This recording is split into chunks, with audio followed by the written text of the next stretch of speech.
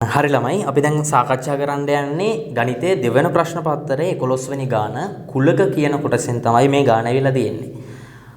පෞද්ගලිකව කුලක කියලා කියන්නේ මම ගණන් පේපරයේ ආසම පාඩම මොකද ලකුණු ගන්න හරිම ලේසි පාඩමක් තමයි මේ කුලක කියලා කියන්නේ. මොකද අපිට ගණන් ගැන තියෙන දැනුමට වඩා කුලකවලදී අවශ්‍ය වෙන්නේ සිංහල වලට තියෙන දැනුම හරිම ලේසි. කතන්දරයක් තියෙන්නේ චිත්‍රයක් අඳින්න තියෙනවා. චිත්‍ර දිහා බලාගෙන උත්තර ටිකක් ලියන්න තියෙනවා. මං කිව්ව කතන්දරේ අපි ප්‍රශ්න කරන් යද්දී ඉදිරියට තේරෙයි. ඔන්න බලන්නකෝ. ජනමාධ්‍ය පාඨමාලාවක් හදාරන ශිෂ්‍ය කණ්ඩායමක භාෂා හැකියාව පිළිබඳව රැස් කළ තොරතුරු පහත දැක්වේ. හින්දි භාෂා හැකියාව ඇති සියල්ලන්ටම ඉංග්‍රීසි භාෂා හැකියාව ඇත. හරි. හින්දි කතා කරන්න පුළුවන් ඔක්කොටම ඉංග්‍රීසිත් කතා කරන්න පුළුවන්ලු. භාෂා තුනටම හැකියාවක් ඇති කිසිවෙකු නොමැත. එහෙනම් අපිට තේරෙනවා දැන් මෙතන භාෂා තුනක් තියෙනවා. හරි. එහෙනම් අපේ වෙන් රූප සටහනක් අනිවාර්යෙන් අඳින්න කියලා කියනවනේ. මොකද මේ කුලක ප්‍රශ්නේ අපිට වෙන් රූප සටහනක් මේගොල්ලෝ දීලා නැහැ. එහෙනම් අනිවාර්යෙන් අපිට අඳින්න කියලා කියනවා. එහෙනම් මේ අපිට අඳින්න කියලා කියන වෙන් රූපයේ කුලක තුනක් ඇති. හැබැයි මේ කුලක තුනටම පොදු ප්‍රදේශයක් නැහැ. ඇයි ඒ භාෂා තුනටම හැකියාවක් ඇති කිසිවෙකු නොමැත. ඊට උඩින් කියන්නේ හින්දි භාෂා හැකියාව ඇති සියල්ලන්ටම ඉංග්‍රීසි හැකියාව ඇත. ඒ කියන්නේ ඉංග්‍රීසි කියලා කුලකයක් තිබ්බොත් ඒක ඇතුලේ තමයි මේ හින්දි කියන කුලකයේ තියෙන්නේ. මොකද හින්දි කුලකයට ඇතුළත් වෙන හැමෝම ඉංග්‍රීසි කියන කුලකයටත් ඇතුළත් විය යුතුයි. එහෙනම් හින්දි කියලා කියන්නේ ඉංග්‍රීසි කියන කුලකයේ උපකුලකයක්. ඔන්න පළවෙනි පොයින්ට් එකෙන් අපි තරමක් දුරට අපේ වෙන් රූප සටහන ගොඩනගා ගත්තා. ඉංග්‍රීසි භාෂා හැකියාව ඇති ශිෂ්‍යයින් 70ක්ලු, දෙමළ භාෂාව හැකියාව ඇති අය 23ක්ලු, හින්දි භාෂාව ඇති ශිෂ්‍යයින් සංඛ්‍යාව 10ක්ලු. ඉහත දත්ත සුදුසු පරිදි වෙන් රූප සටහනක දක්වන්න කුලක පැහැදිලිව නම් කරන්න. ඔන්න අපිට දෙන ප්‍රශ්නේ. හරි. මෙන්න මෙහෙම මම වෙන් රූප සටහන ඇඳ ගන්නවා කියමුකෝ. මේක තමයි සාරවත්‍ර කුලකය. හරි. දැන් මං කලින් දන්න දේ කියමුකෝ. මම අඳිනවා ලොකු කුලකයක්. මං ඒක නම් කරනවා E කියලා. E කියලා මං අදහස් කරන්නේ ඉංග්‍රීසි. ඉංග්‍රීසි භාෂා හැකියාව ඇති ශිෂ්‍යයි. අපි කතා කරා කලින් හින්දි කියලා එකක් අපි ඇන්දොත් මේ හින්දි කියන එක අයත් වෙන්න ඕනේ ඉංග්‍රීසි කියන එක ඇතුළට. ඇයි හින්දි කියන්නේ ඉංග්‍රීසි වල උපකුලකයක්. මම ඒක නම් කරනවා H කියලා. H කියලා එකෙන් මම කියන්නේ හින්දි භාෂා හැකියාව තියෙන ශිෂ්‍යයින් සංඛ්‍යාව. දෙමළ කියන එක කුලකයක්. හැබැයි ඒ කුලකය මේ දෙන්නම ඡේදනය කරන්න බෑ. මොකද මේ දෙන්නම ඡේදනය කරොත් තුන් දෙනාටම පොදු ප්‍රදේශයක් එනවා. හැබැයි මේක දෙවෙනි පොයින්ට් එකෙන් කියන්නේ අපි භාෂා තුනම පුළුවන් කට්ටිය නැහැ කියලා. රයිට්. එහෙනම් මෙයා විතරක් ඡේදනය වෙන්න අපිට අඳින්න පුළුවන් මෙන්න මේ ආකාරයට. මේක T කියලා ලකුණු කරනවා. T කියන එකෙන් එන්නේ දෙමළ. දෙමළ භාෂා හැකියාව තියෙන ශිෂ්‍යයින් සංඛ්‍යාව. 150ක්ම අපි වැඩේ ඉවර කරලා තමයි දැන් තියෙන්නේ. ඔන්න බලන්නකෝ. සාරවත්‍ර කුල මුළු ශිෂ්‍යයින් සංඛ්‍යාව අපිට දීලා නැහැනේ. එහෙනම් සාරවත්‍ර කුලෙක උඩට අපි දාන්න දෙයක් නැහැ. තියෙන ටික දාමු. ඉංග්‍රීසි භාෂා හැකියාව ඇති ශිෂ්‍යයින් සංඛ්‍යාව 70යිලු. හරි.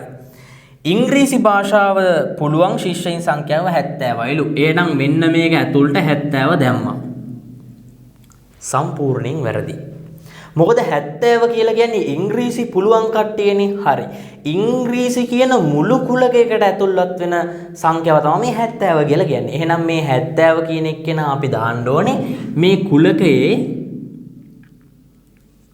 ධාරයේදී. නැත්තම් මේ වෘත්තයක් කියලා ගත්තොත් ඒකේ පරිධියේදී තමයි අපි 70 කියන එක සලකුණු කරන්න ඕනේ.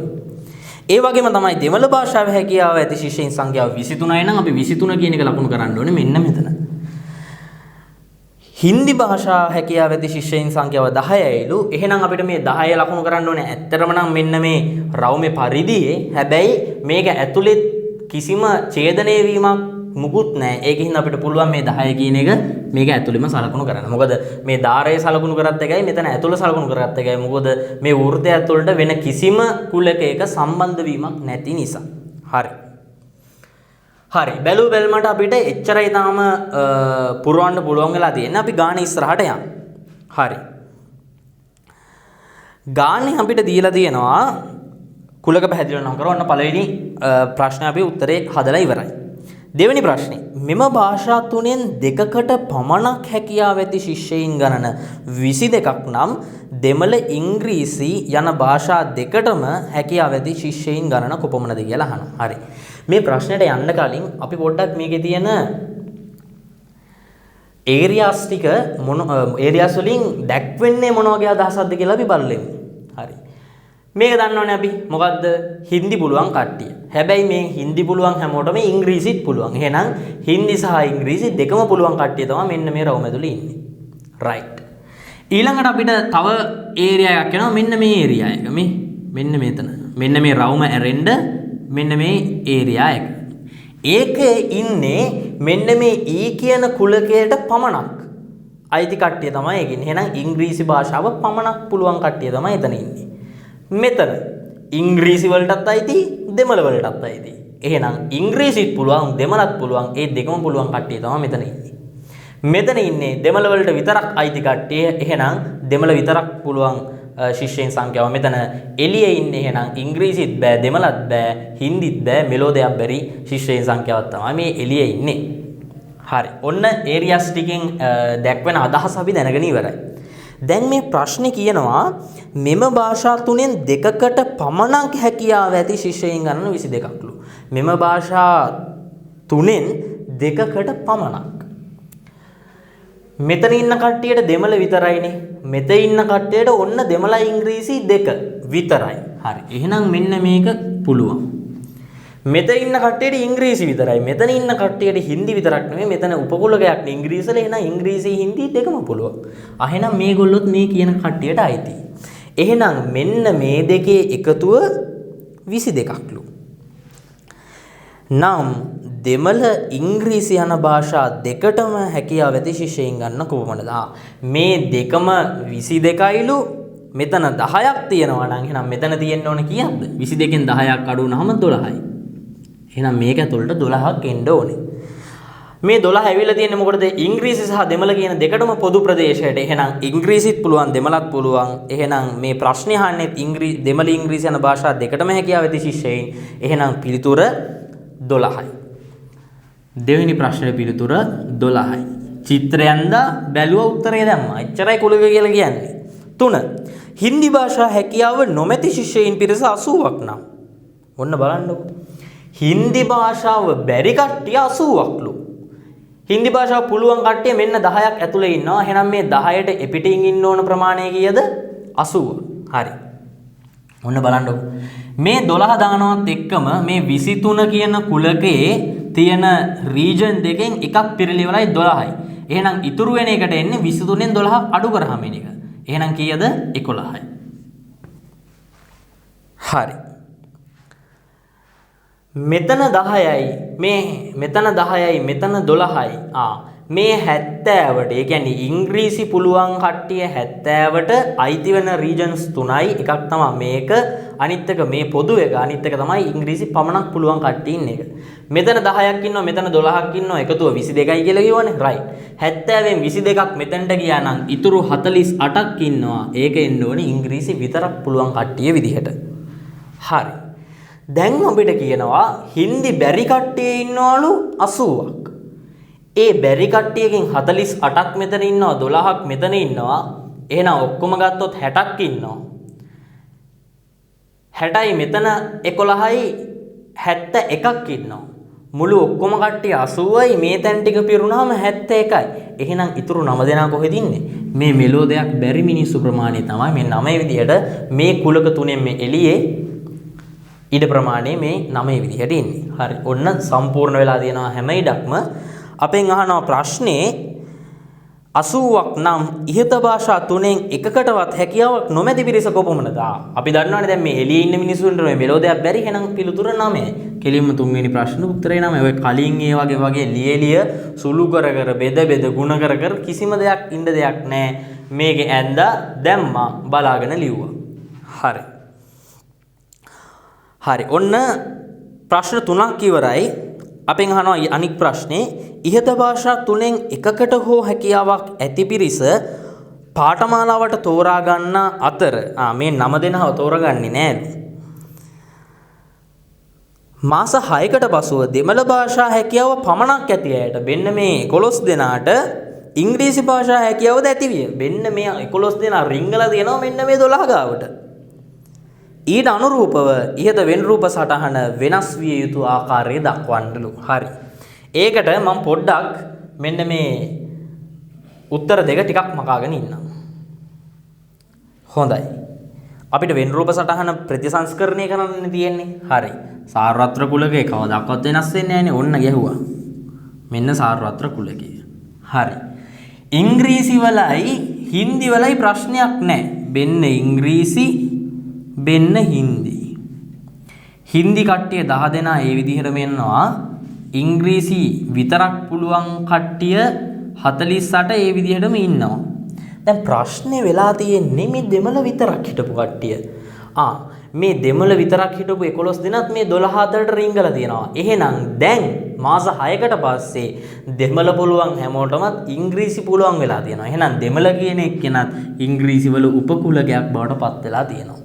එහෙනම් මේ උපකුලක ඇතුළට මේ 12ක් ඉන්නවා මේ 11ක් ඉන්නවා. ඒ කියන්නේ මේ දෙමළ පුළුවන් 23 දෙනාම දැන් මෙන්න මේ කුලකයේ ඇතුළේ ඉන්නවා. මේ එළියේ හිටපු කට්ටිය තාමත් එහෙමමයි පාඨමාලාවට ගත්තේ නෑනේ මොකක්වත් බෑ තාම.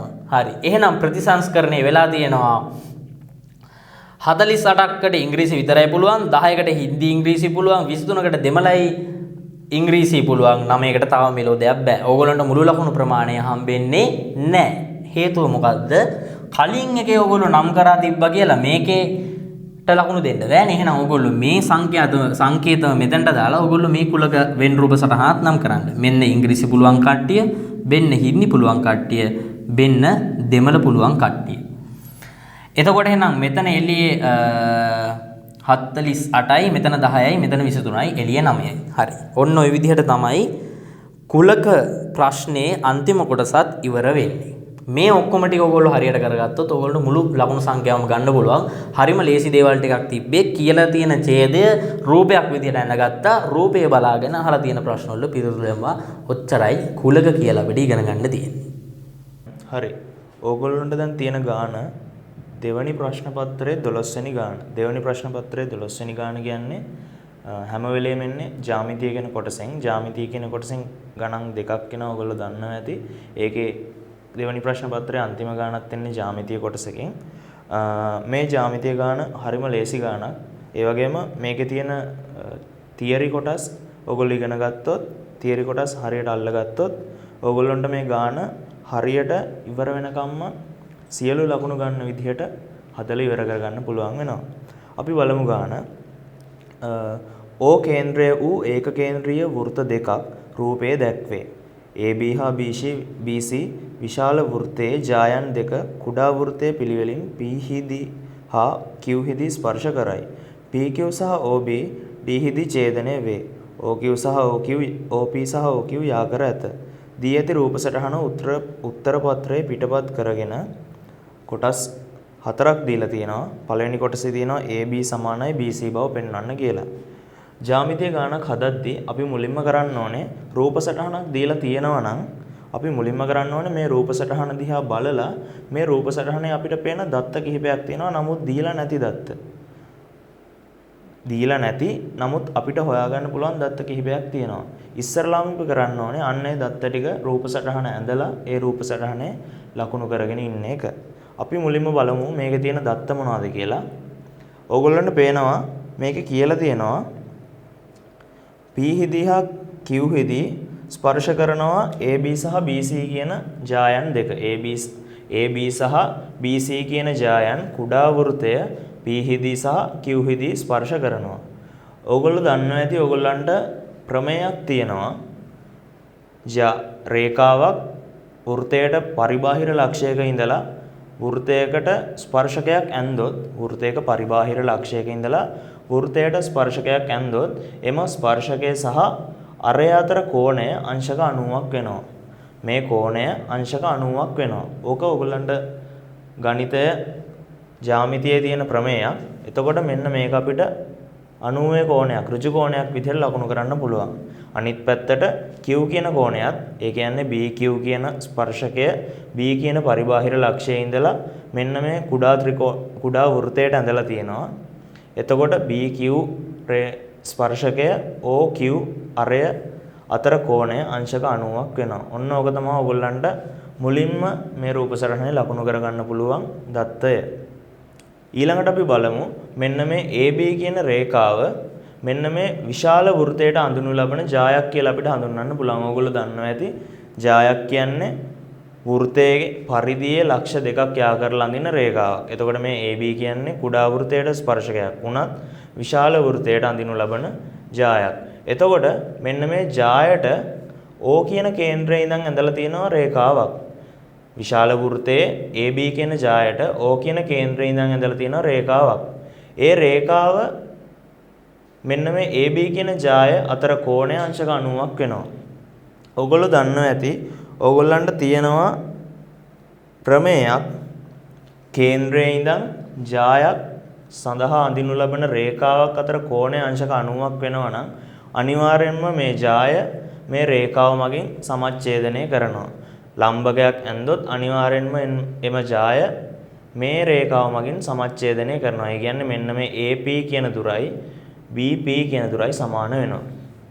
මේකත් ඔයගොල්ලන්ට ගණිතයේ ජ්‍යාමිතිය පාඩම් මාලාවේ හම්බෙන ප්‍රමේයක්. ස්පර්ශක පිළිබඳ ප්‍රමේයන් ඔයගොල්ලෝ අහලා ඇති. ස්පර්ශක පිළිබඳ ප්‍රමේයන් වලින් ඔයගොල්ලෝ දන්නවා ඇති බාහිර ලක්ෂයක ඉඳන් එකම වෘතයට ස්පර්ශක දෙකක් ඇන්දොත් බාහිර ලක්ෂයක බාහිර B කියන ලක්ෂයේ ඉඳන් ඔයගොල්ලන්ට පේනවා ඇති මේ කුඩා වෘතයට ස්පර්ශක දෙකක් ඇඳලා තියෙනවා. ඕගොල්ලෝ ඉගෙනගෙන තියෙන ස්පර්ශක ප්‍රමේයන් වලට අනුව ඕගොල්ලෝ ඉගෙනගෙන ඇති පරිබාහිර ලක්ෂයක ඉඳන් වෘතයකට ස්පර්ශක දෙකක් ඇන්දොත් එම ස්පර්ශක දෙක දිගින් සමාන වෙනවා කියලා ප්‍රමේයක් තියෙනවා. එතකොට මෙන්න මේ BP කියන දුරයි BQ කියන දුරයි සමාන වෙනවා. BP කියන දුරයි BQ කියන දුරයි එකිනෙකට සමාන වෙනවා. ඔන්න ඔහොම දත්ත කීපයක් අපිට ලකුණු කරගන්න පුළුවන්. ඉස්සරලා අපි AB කියන ජායට O වලින් ලම්බකයක් ඇඳලා තියෙන නිසා මේ දෙක සමච්ඡේදනය වෙනවා කියලා ගත්තා වගේම BC කියන රේඛාවත් මෙන්න මේ විශාල වෘතයට ජායක් වෙනවා. එතකොට O ඉඳන් මේ Q O සිට මෙතෙන්ට ලම්බකයක් ඇඳලා තියෙනවා. එතකොට මෙන්න මේ ජායත් සමච්ඡේදනය වෙනවා එකිනෙකට. එතකොට මෙන්න මේ BQ කියන දුරයි QC කියන දුරයිත් එකිනෙකට සමාන වෙනවා. ඔන්න ඔහොම අපිට දත්ත කීපයක් මේකේ ලකුණු කරගන්න පුළුවන්. තවත් මේකේ දත්ත ලකුණු කරගන්න පුළුවන්. නමුත් පළවෙනි කොටසට අදාළව අපි මෙහෙම දත්ත ටිකක් ලකුණු කරගන්නවා. පළවෙනි කොටස හදද්දී ඔයගොල්ලන්ට මේ ලකුණු කරලා තියෙන දත්ත අනුව අපිට ගාන හදන විදිහ ලියා ගන්න පුළුවන් මෙන්න මේ පියවර වලට අනුව. මුලින්ම අපි ලියමු අපි මෙතන කෝණය ලම්බකයි කියලා අපි ලකුණු කරගත්තා. ඒගොල්ලෝ රූප සටහන ඒක දීලා තිබ්බේ නැහැ. අපි ඒ උනාට ඒක ලකුණු කරගත්තා. ඒක නිසා අපි ඒක පියවරේ පළවෙනි පියවර විදිහට ලියන්න ඕනේ ගාන හදන කොටසේ. එතකොට අපිට ලියා ගන්න පුළුවන් OP B කියන කෝණය සමානයි OQ B කියන කෝණය සමානයි අංශක 90යි කියලා. ඕගොල්ලන්ට මෙතන වරහන් ඇතුලේ ලියන්න පුළුවන්. ඕගොල්ලෝ පාවිච්චි කරපු ප්‍රමේය මම ඉස්සෙල්ලා කිව්වා වගේ ස්පර්ශකයකට බාහිර ලක්ෂයකින් ඉඳන් වෘතයකට ස්පර්ශකයක් ඇන්දොත් එම ස්පර්ශකය හා අරය අතර කෝණය අපිට අංශක 90යි කියලා ප්‍රමේයක් තියෙනවා. ඒක නිසා ඒක අංශක 90 විදිහට ලකුණු කරන්න පුළුවන්. ඒක ඔයාලට මෙතන වරහන් ඇතුලේ ලියන්න පුළුවන්. එතකොට OPB කියන කෝණය OPB කියන කෝණය OQB කියන කෝණයට සමාන වෙනවා. ඒ දෙකේම විශාලත්වය අංශක 90ක් වෙනවා. ඊළඟට අපිට ලියා ගන්න පුළුවන් මෙන්න මේ AP සමානයි PB කියන කොටස. ඒක අපි ගත්තේ කේන්ද්‍රයේ ඉඳන් ජායකට අඳිනු ලබන ලම්බකයක් මගින් ජාය සමච්ඡේදනය වෙනවා. ඒ නිසා AP සමානයි PB කියන එක අපිට ලියා ගන්න පුළුවන්. මේකටත් වරහන් ඇතුලේ ඕගොල්ලෝ භාවිතා කරපු ක්‍රමය අපිට ඔයාලට ලියා ගන්න පුළුවන්. ඉස්සල්ලා කිව්වා වගේ ඊළඟට අපිට ලියා ගන්න පුළුවන් BQ සමානයි QC කියලා අපිට ගන්න පුළුවන්. මොකද මේක ගත්ත ප්‍රමේයෙන්ම අනිත් පැත්තට මේක ගන්න පුළුවන්. BC කියන්නේ ලොකු වෘත්තයේ ජායක්. O කියන කේන්ද්‍රයෙන් ඉඳන් ඇඳපු ලම්බකයක් මගින් මෙන්න මේ BC කියන ජාය සමච්ඡේදනය වෙනවා.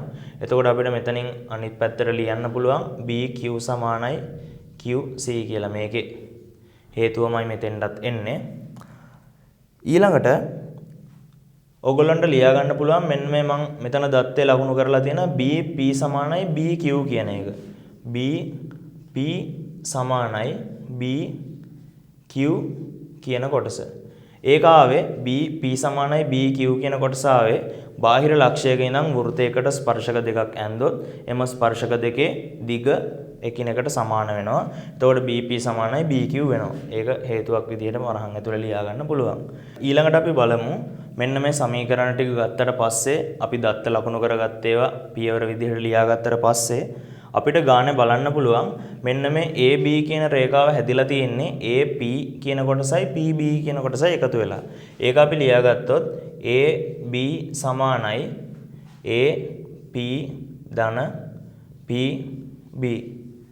AB සමානයි AP ධන PB. AB සමානයි AP ධන PB. ඔන්න ඔය කොටස ලියාගත්තට පස්සේ අපිට උඩින් බලන්න පුළුවන් මෙතන අපිට ඇවිල්ලා තියෙන සමීකරණයක් AP සමානයි PB කියලා. AP සමානයි PB. එතකොට මෙන්න මේ AP කියන එකයි PB කියන එකයි විශාලත්වයෙන් සමාන වෙනවා. එතකොට අපිට මේ AP කියන එක වෙනකොට PB කියන කොටස ආදේශ කරන්න පුළුවන්. AB සමානයි PB ධන PB. එතකොට AB සමානයි 2යි PB කියලා එකක් එනවා. AB සමානයි 2ක් PB කියලා එකක් එනවා. ඊළඟට මේක ගත්ත විදිහටම මේක ගත්තේ අපි මෙන්න මේ පැත්තෙන්. රූප සරහනේ මෙන්න මේ පැත්ත පාවිච්චි කළා. ඔයගොල්ලන්ට පේනවා මේ රූප සරහන සමමිතිකයි. මේ පැත්තේ තියෙන විදිහටමයි මේ පැත්තේ තියෙන්නේ. මේ පැත්තෙන් ස්පර්ශකයක් ඇඳලා තියෙනවා. මේ පැත්තෙන් උත් ස්පර්ශකයක් ඇඳලා තියෙනවා. මේ විදිහටමයි රූප සරහන සමමිතිකයි. එතකොට මෙන්න මේක ගත්ත විදිහටම AB සමානයි 2ක් PB කියන එක ගත්ත විදිහටම අපිට ගන්න පුළුවන් BC සමානයි 2ක් BQ කියන එක. BC සමානයි 2ක් BQ කියන එක. AB සමානයි 2ක් PB ගත්තා වගේම මේ රූපේ සමමිතික නිසා මේ පැත්තට ගන්න පුළුවන් BC සමානයි 2ක් BQ කියන එක. ඊළඟට අපි බලමු ආයත් ගානේ කලින් පියවරකට ගියොත් මෙතන අපිට ලැබිලා තියෙනවා BP සමානයි BQ කියලා. BP සමානයි BQ කියලා අපිට ලැබිලා තියෙනවා. ඒක අපි ලියාගත්තොත් BP සමානයි BQ කියන එක නැවත වතාවක් අපිට ලියාගත්තොත් ඔයාලට පේනවා මෙතන 2ක් PB කියලා තියෙනවා මෙතන 2ක් BQ කියලා තියෙනවා. එතකොට මෙතන PB වෙනුවට අපිට BQ ආදේශ කරන්න පුළුවන්. මොකද BP සමානයි BQ කියලා අපිට උඩින් ඇවිල්ලා තියෙනවා. එතකොට මෙතන AB සමානයි 2ක් BQ කියලා නැවත අපිට ලියන්න පුළුවන්. එතකොට ඕගොල්ලන්ට පේනවා BC සමානයි 2ක් BQ AB සමානයි 2ක් BQ. එතකොට අපිට පිළිතුර ලැබෙනවා AB සමානයි BC කියලා. ඔන්න ඔහමයි පළවෙනි කොටසට අපි උත්තරේ ලබා ගන්න. මුලින්ම අපිට පේන දත්ත රූපේ ලකුණු කරගන්නවා. ඊළඟට ඒ දත්ත ප්‍රශ්නයේ පිළිතුර විදිහට පියවර වශයෙන් ලියනවා. ඒවට හේතුත් අදාළ කරගෙන ඊළඟට ඒ ලියන දත්ත ආශ්‍රිතව අපි ගාන කොට නගාගෙන උත්තරයට අවසානයේ යොමු වෙනවා. මේක තමයි පළවෙනි කොටසට උත්තරේ. හරි. ඊළඟට අපි බලමු දෙවෙනි කොටස හදන්නේ කොහොමද කියලා. දෙවෙනි කොටසේ කියලා තියෙනවා OPBQ වෘත්ත චතුරස්‍රයක් බව පෙන්වන්න කියලා. OPBQ කියන්නේ වෘත්ත චතුරස්‍රයක් බව පෙන්වන්න කියලා තියෙනවා. ඔයගොල්ලෝ දන්නවා චතුරස්‍රයක් කියන්නේ පැති හතරක් තියෙන රූපයකට මේ රූපේ මෙන්න මේ මුළු හතර මෙන්න මේ කොන් හතර OPBQ කියන හතර වෘත්තයේ පරිධියක ගෑවිලා තියෙනවා නම් ඒකට අපි කියනවා වෘත්ත චතුරස්‍රයක් කියලා. මේගොල්ලෝ අපිට කියනවා OPBQ කියන්නේ වෘත්ත චතුරස්‍රයක් බව පෙන්වන්න කියලා. වෘත්ත චතුරස්‍රයකට අදාළව විශේෂ ලක්ෂණ කිහිපයක්ම තියෙනවා. අපි බලමු ඒකක් ආශ්‍රිතව මේ පිළිතුර ලබා ගන්න කොහොමද කියලා. අපි ඉස්සරලා ලකුණු කරපු දත්තයක් අනුව ඔයාලට පේනවා OPB කියන කෝණය අංශක 90යි OQB කියන කෝණය අංශක 90යි. ඉස්සරලා අපි ඔප්පු කරලා ලකුණු කරගත්ත දත්තයක් අනුව ඒ විදිහට අපිට ගන්න පුළුවන්. එතකොට මෙන්න මේ OPBQ කියන චතුරස්‍රයේ OPB කියන කෝණය සමානයි OQB කියන කෝණය සමානයි අංශක 90ක් වෙනවා. එතකොට OPB කියන කෝණය එකතු කිරීම OQB කියන කෝණය එකතු කිරීම සමාන වෙනවා අංශක 90 ධන අංශක 90ට එතකොට එනවා මුළු එකතුව අංශක 180ක් කියලා. මෙන්න මේ කෝණ දෙකේ එකතුව අංශක 180ක් කියලා අපිට ලබා ගන්න පුළුවන්. ඒකෙන් ඕගොල්ලන්ට දැනගන්න පුළුවන් මෙන්න මේ OPBQ කියන්නේ වෘත්ත චතුරස්‍රයක් කියලා. මොකද ඕගොල්ලෝ දන්නවා ඉගෙනගෙන තියෙන වෘත්ත චතුරස්‍රයක සම්මුඛ කෝණ පරිපූරකයි කියලා ප්‍රමේයක් තියෙනවා. ඒ කියන්නේ වෘත්ත චතුරස්‍රයක සම්මුඛ කෝණවල එකතුව අංශක 180ක් වෙනවා. සම්මුඛ කෝණ අංශක 180ක් වන චතුරස්‍රයක් තියෙනවා නම් අනිවාර්යෙන් ඒක වෘත්ත චතුරස්‍රයක් වෙනවා. ඔන්න ඕක තමයි දෙවෙනි ක්‍රමයේ හදන දෙවෙනි කොටස හදන ක්‍රමය. මේක ආපු නිසා අපිට ලියන්න පුළුවන් OPB හා OQB කෝණ පරිපූරක වේ කියලා. මේක නිසා OPBQ කියන්නේ වෘත්ත චතුරස්‍රයක් කියලා අපිට කියන්න පුළුවන්. තුන්වෙනි කොටස හදද්දී අපිට බලන්න පුළුවන් මෙන්න මේ මුලින්ම මෙන්න මේ OPD කියන ත්‍රිකෝණයයි OQD කියන ත්‍රිකෝණයයි අංග සම කරලා මෙන්න මේ ODP කියන කෝණයයි ODQ කියන කෝණයයි අංශක 90යි කියලා පෙන්නලා PD සමානයි DQ කියලා පෙන්නුවොත් අපිට කියන්න පුළුවන් මෙන්න මේ PQ කියන එක OB කියන එක මගින් ලම්බව සමච්ඡේදනය වෙනවා කියලා. එතකොට අපි මේ ගාන හදද්දී මුලින්ම අපි මේ ත්‍රිකෝණ දෙක අංග සම කරලා ඉමු. OPD ත්‍රිකෝණය සහ OQD ත්‍රිකෝණය ලබා ගත්තාම මුලින්ම අපිට පේනවා මෙන්න මේ OP කියන රේඛාවයි OQ කියන රේඛාවයි විශාලත්වයෙන් සමාන වෙනවා. මොකද ඒ දෙක අරයන්. මේ කුඩා වෘත්තයේ අරයන් දෙක තමයි OP සහ OQ කියන්නේ. එතකොට OP සහ OQ දිගෙන් සමාන වෙනවා. ඊළඟට අපිට ගන්න පුළුවන් OPD කියන කෝණයයි OQD කියන කෝණයයි විශාලත්වයෙන් සමාන වෙනවා. ඔයගොල්ලෝ දන්නවා ඇති ප්‍රමේයක් තියෙනවා. සම ද්විපාද ත්‍රිකෝණයක සමාන පාදවලට ඉදිරියෙන් තියෙන කෝණ විශාලත්වයෙන් සමාන වෙනවා. එතකොට මෙන්න මේ පාද දෙක විශාලත්වයෙන් සමාන නම් අනිවාර්යෙන්ම මෙන්න මේ කෝණ දෙකත් විශාලත්වයෙන් සමාන වෙන්න ඕනේ. මේ කෝණ දෙක ඊළඟට ගත්තා. ඊළඟට අපිට ගන්න පුළුවන් මෙන්න මේ කෝණයයි POD කියන කෝණයයි OQOD කියන කෝණයයි විශාලත්වයෙන් සමාන වෙනවා. මොකද ඕගොල්ලන්ට පේනවා ඇති මෙන්න මේ PB කියන ස්පර්ශකය සහ QB කියන ස්පර්ශකය මගින් කේන්ද්‍රය මත ආපාතනය වෙලා තියෙන කෝණ විශාලත්වයෙන් සමාන වෙනවා. මොකද එකම වෘත්තයට ඇඳලා තියෙන ස්පර්ශක මගින් කේන්ද්‍රය මත ආපාතනය කරන කෝණ විශාලත්වයෙන් සමාන වන බවට ප්‍රමේයක් තියෙනවා. එතකොට මෙන්න මේ කෝණ දෙකත් විශාලත්වයෙන් සමාන වෙනවා. එතකොට අපිට මේක අංග සම කරලා ලියන්න පුළුවන් OP සමානයි OQ වෙනවා අරය නිසා. ඊළඟට OPD කෝණය OQD කෝණයට සමාන වෙනවා. මේක නිසා OP සමානයි OQ නිසා. මොකද සමද්විපාද ත්‍රිකෝණයක් වෙනවා ඒක. ඊළඟට අපිට ගන්න පුළුවන් POD කෝණය QOD කෝණයට සමාන වෙනවා. ස්පර්ශක දෙක මගින්ම කේන්ද්‍රය මත ආපාදනය කරලා තියෙන කෝණ සමාන වෙන නිසා. එතකොට මෙන්න මේ OPD කියන ත්‍රිකෝණය අංග සම වෙනවා OQD කියන ත්‍රිකෝණයට. මේ කෝණයයි මේ කෝණයයි මේ පාදයයි මේ කෝණයයි මේ කෝණයයි මේ පාදයයි. එතකොට කෝණ පාද අවස්ථාව යටතේ කෝකෝප අවස්ථාව යටතේ මෙන්න මේ ත්‍රිකෝණ දෙක එකිනෙකට අංග සම වෙනවා. එතකොට ඕගොල්ලන්ට බලන්න පුළුවන් ත්‍රිකෝණ දෙකක් අංග සම වුණාම ඕගොල්ලෝ දන්නවා ඒකේ ලක්ෂණ එකිනෙකට සමාන වෙනවා.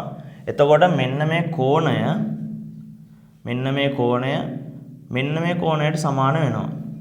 මේක x කියලා ගත්තොත් අනිවාර්යෙන් මේකත් x වෙනවා. මොකද සමාන පාදවලට ඉස්සරහා තියෙන කෝණ විශාලත්වයෙන් සමාන වෙනවා මෙන්න මේ ත්‍රිකෝණ දෙක අංග සම නිසා.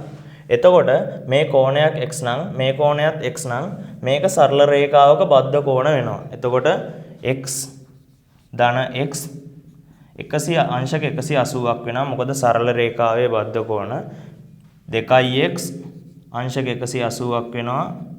x සමානයි අංශක 90ක් වෙනවා.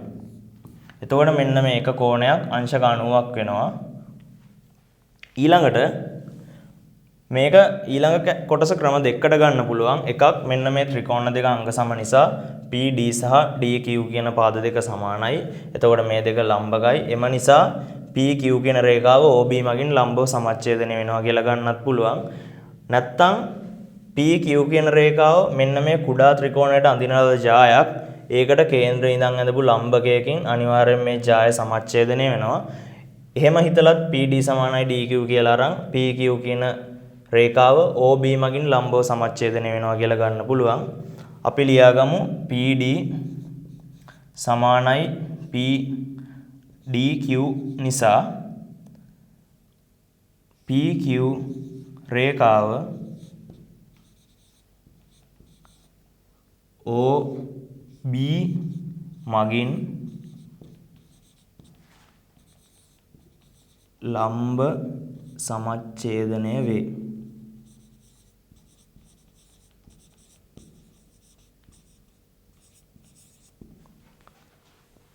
මේ කෝණ දෙක අපි හොයාගත්තා. එකක් අංශක 90යි අනිකත් අංශක 90යි. ඒ වගේම PD සමානයි DQ වෙනවා. එකක් මේ ත්‍රිකෝණ දෙක අංග සම නිසා නැත්නම් PQ කියන ජාය OD මගින් ලම්බව ඡේදනය කරලා තියෙන නිසා අනිවාර්යෙන් මේ ජාය සමච්ඡේදනය වෙනවා. එම නිසා PQ කියන රේඛාව OB මගින් ලම්බව සමච්ඡේදනය වෙනවා. ඒ විදිහට අපිට ඊළඟ තුන්වෙනි කොටසට පිළිතුර ලබා ගන්න පුළුවන්. හරි, ඊළඟට අපි බලමු හතරවෙනි කොටස. හතරවෙනි කොටසේ තියෙන්නේ DP වර්ගය OD.DB බව පෙන්වන්න කියලා. DP වර්ගය OD.DB බව පෙන්වන්න කියලා. හරි.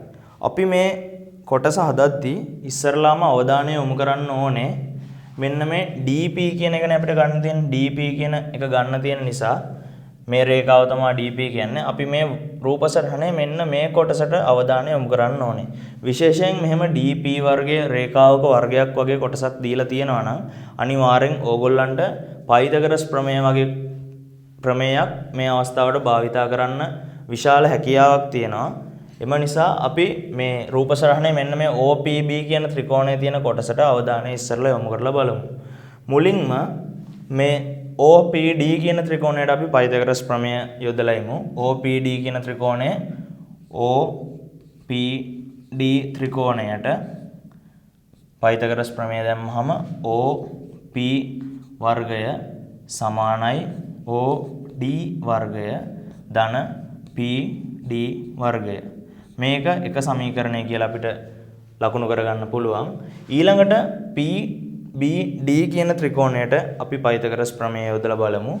PBD කියන ත්‍රිකෝණයට අපි පයිතගරස් ප්‍රමේය යොදලා බැලුවොත් PB වර්ගය සමානයි DP වර්ගය DP වර්ගය ධන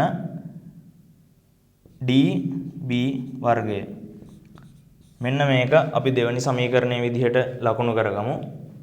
ඊළඟට මේ ත්‍රිකෝණ දෙකටම අපි පයිතගරස් ප්‍රමේය දැම්මා. ඊළඟට අපි මෙන්න මේ ලොකු ත්‍රිකෝණයට පයිතගරස් ප්‍රමේය යොදලා බලමු. OPB ත්‍රිකෝණයට OPB ත්‍රිකෝණයට පයිතගරස් ප්‍රමේය යෙදුවොත් OB වර්ගය සමානයි OP වර්ගය ධන PB වර්ගය. මෙන්න මේ විදිහට රූපසටහනේ OPB ත්‍රිකෝණයේ ආශ්‍රිතව තියෙන ත්‍රිකෝණ තුනකට අපි පයිතගරස් ප්‍රමේය යෙදුවා. ඊළඟට අපි බලමු මෙන්න මේ OB කියන රේඛාව හැදිලා තියෙන්නේ කොහොමද කියලා.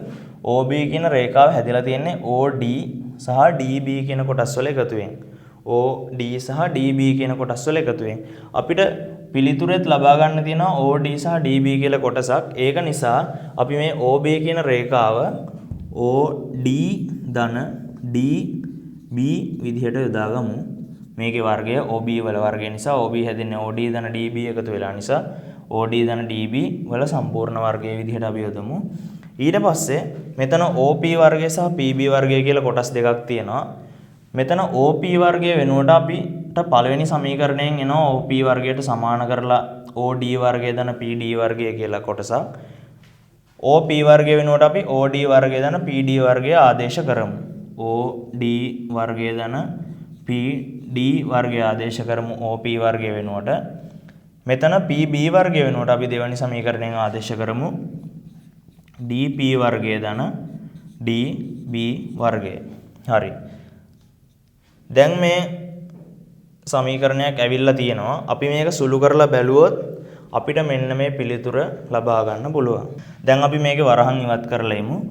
OD වර්ගය ධන 2ක් OD.dB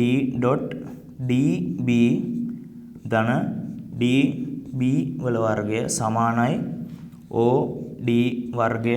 මෙතන PD වර්ගයක් තියෙනවා, මෙතන DP වර්ගයක් තියෙනවා. මේ දෙකම එකතු කරාම 2ක් DP වර්ගය ධන DB වර්ගය කියලා අපිට එනවා. දැන් අපි බලමු මේ දෙපැත්තේ සමාන පද තියෙන්නේ මොනවද කියලා. මෙතන තියෙනවා OD වර්ගයක්, මේ පැත්තේ තියෙනවා OD වර්ගයක්, මේ පැත්තේ තියෙනවා DP වර්ගයක්, DB වර්ගයක්, මේ පැත්තේ තියෙනවා DB වර්ගයක්. අපිට මේ OD වර්ගයට මේ පැත්තේ තියෙන OD වර්ගය අයින් කරන්න පුළුවන්. ඒ වගේම මේ පැත්තේ තියෙන DB වර්ගයට මේ පැත්තේ තියෙන DB වර්ගය අයින් කරන්න පුළුවන්. ඊට පස්සේ අපි 2ක් OD.dB සමානයි 2ක් DP වර්ගය කියලා ලියාගත්තොත් මේකේ දෙපැත්තම දෙකෙන් බෙදුවොත් අපිට එන උත්තරේ OD.dB සමානයි DP වර්ගය කියලා. නමුත් අපිට උත්තරේ ගන්න තියෙන DP වර්ගය සමානයි OD.dB කියන එක. අපි මේකේ දෙපැත්ත මාරු කරොත් අපිට උත්තරේ ලබා ගන්න පුළුවන් DP වර්ගය සමානයි OD.dB කියන පිළිතුර. මෙන්න මේ විදිහට තමයි හතරවෙනි කොටසට අපි උත්තරේ ලබා ගන්න. හතරවෙනි කොටස බොහෝ දුරට මේ වගේ ප්‍රකාශනයක් ගන්න ආවොත් ඒකට රූප සටහනේ අදාළ කොටසට පයිතගරස් ප්‍රමේය දාලා ඔයගොල්ලන්ට බොහෝ දුරට මේකේ පිළිතුර ලබා ගන්න පුළුවන් හැකියාවක් තියෙනවා.